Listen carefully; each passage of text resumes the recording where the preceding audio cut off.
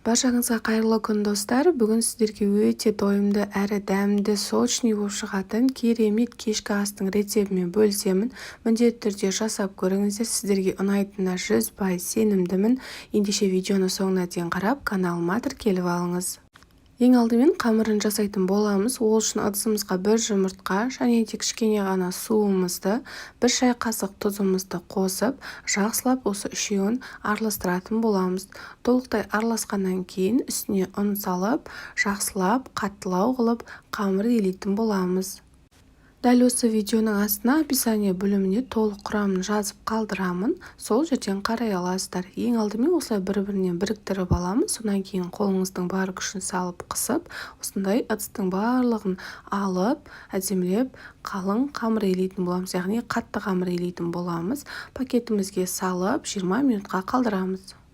Ендігі кезекте қазанымызға майымызды құйып, етіңізді салып, жақсылап қуырып алатын боламыз. Алғашында осылай араластырып тұрыңыздар. Сол кезде етіңіз өз формасын сақтап, әдемі пісетін болады.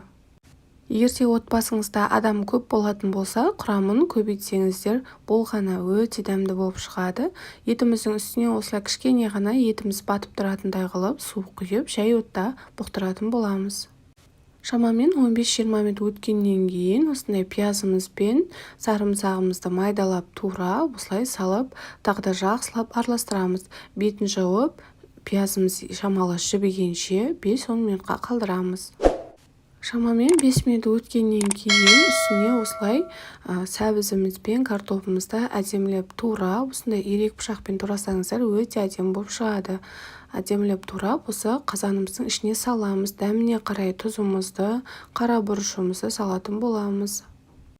Өзіңізге ұнаған приправаларды салсаңыздар да болады.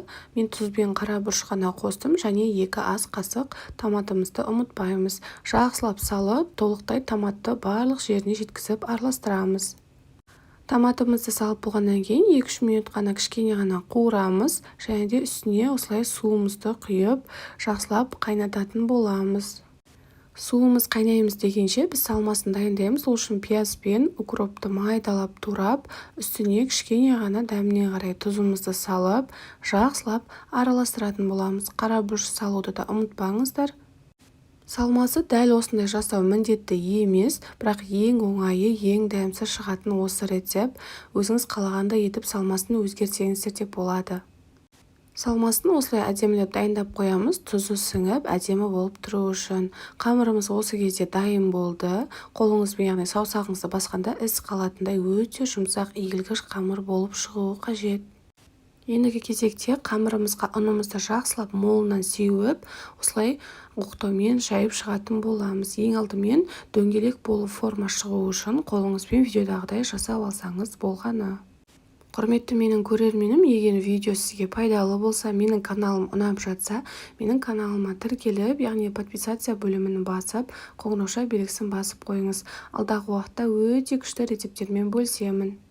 Мінекей қамырымызды жайып алды. Осындай жұмсақ, сондай әдемі бір тегіс қамыр болу қажет. Ендігі кезекте осы қамырымызды жақсылап тұрып, үстіне сұйық майды жағатын боламыз. Барлық жеріне жеткізіп, осылай қолыңызбен жаққан ыңғайлы. Сұйық майды қатты көп жағудың қажеті жоқ, барлық жеріне әдемілеп жетсе болды. Одан кейін үстіне салмамызды осылай қолымызбен себелеп, барлық жеріне әдемілеп салып шығатын боламыз. Дәл осы рецептпен жасасаңыздар, артық ешқандай салма да, ешқандай қамыр да артық қалмайды. Дәл осы рецептпен жасап беруге кеңес беремін. Барлығын әдемілеп салып болғаннан кейін видеодағыдай шетінен бастап әдемілеп қолымызбен орап шығатын боламыз. Яғни арасына кішкене ғана орын қалдырып, осылай қолымызбен әдемілеп орап шығатын боламыз. Орап болғаннан кейін видеодағыдай осындай кесіп шығатын боламыз. Мінекей арасы осындай болып шығады. Шамамен 30 шақты данасы шығуы қажет. Дәл осылай кесіп, морозилинге қатырып қойсаңыздар да болады. Асыққан кезде алып, сала қоясыздар. Бірақ та қазастерге мен балғын түрінде жасап көрсетемін. Кесіп болғаннан кейін қайнап тұрған судың бетіне осылай арасын бір-бірін жақындатпай толықтай салып шығатын боламыз. Өйткені піскен кезде бұлар үлкейеді. Қақпағын жауып 30-35 минутқа қалдырамыз. Мінекей біздің тағамымыз дайын болды. Сіздерге ұнаса менің каналыма тіркелуді ұмытпаңыздар.